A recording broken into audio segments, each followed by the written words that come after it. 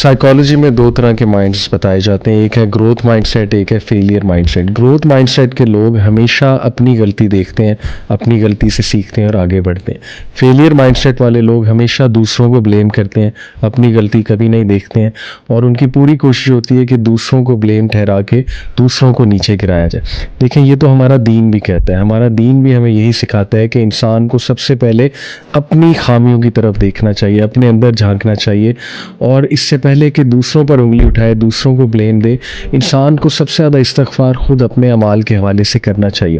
جیسے کہ امام شافعی کا غالباً قول ہے کہ میں دوسروں کے ساتھ بہت ایزی ہوں اور اپنے ساتھ بہت ہارش ہوں، اور انسان کو ایسے ہی ہونا چاہیے کہ دوسروں کے لیے بہت نرم ہو، لیکن اپنے اوپر چیزوں کو مسلط کرنا چاہیے اور اپنے آپ کو بہت زیادہ انسان کو ڈسپلن رکھنا چاہیے۔ اس میں چھوٹا سا آپ کو ایک واقعہ بھی سناتا ہوں، واقعہ شاید فرضی ہے لیکن اس سے بہت سے پوائنٹس ہمیں سمجھ آئیں گے۔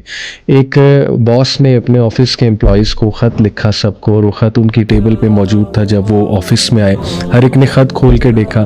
خط میں لکھا تھا کہ وہ انسان جس کی وجہ سے آپ ترقی نہیں کر پا رہے تھے، جس کی وجہ سے آپ آگے نہیں بڑھ پا رہے تھے، وہ فوت ہو گیا اور اس کا جنازہ ہے، تو اس ٹائم پہ آ جائیے۔ تو سب وہاں پہنچے، اور جب وہاں پہنچے تو ایک باکس تھا کفن، اور اس کے اندر وہ انہیں لگا کہ وہ شخص ہے، تو انہوں نے کہا باس نے کہ جا کر دیکھو وہ شخص کون ہے۔ سب نے باری باری جھانکی ماری تو اس کے اندر ایک شیشہ پڑا ہوا تھا، اور شیشے میں ہر ایک کو اپنی شکل نظر آئی۔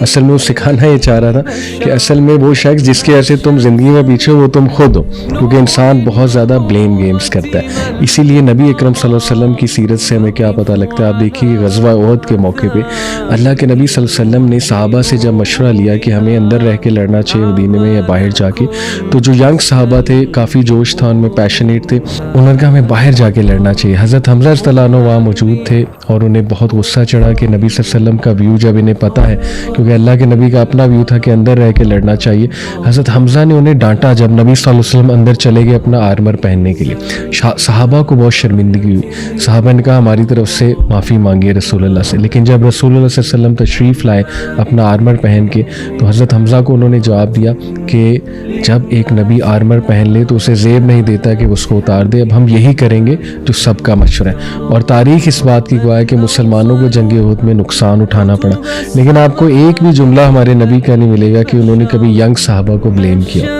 یا کہا ہو کہ ان کی وجہ سے ہمیں نقصان اٹھانا پڑا ہے۔ لیڈر جو ہے وہ اون کرتا ہے تمام چیزوں کو، اور اسی لیے گھروں میں جب بلیم گیم ہوتی ہے تو رشتے خراب ہوتے ہیں۔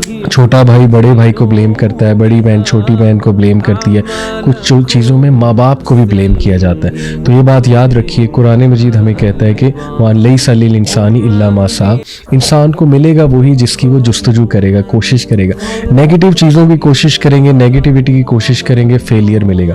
پازیٹیوٹی، اچھی چیزوں کی کوشش کریں گے، گروتھ ملے گی۔ اس لیے اپنی سوچ کو مثبت رکھیے، اپنا تزکیہ کرتے رہیے، اور خاموشی اختیار کیجیے اس سے پہلے کسی کو بلیم کریں، اور کسی کو نصیحت کرنی ہے تو اکیلے میں جا کر کریے۔ یہی نبوی طریقہ ہے اور یہی کامیابی کا طریقہ ہے۔ اپنے آپ کو پازیٹیو رکھیے۔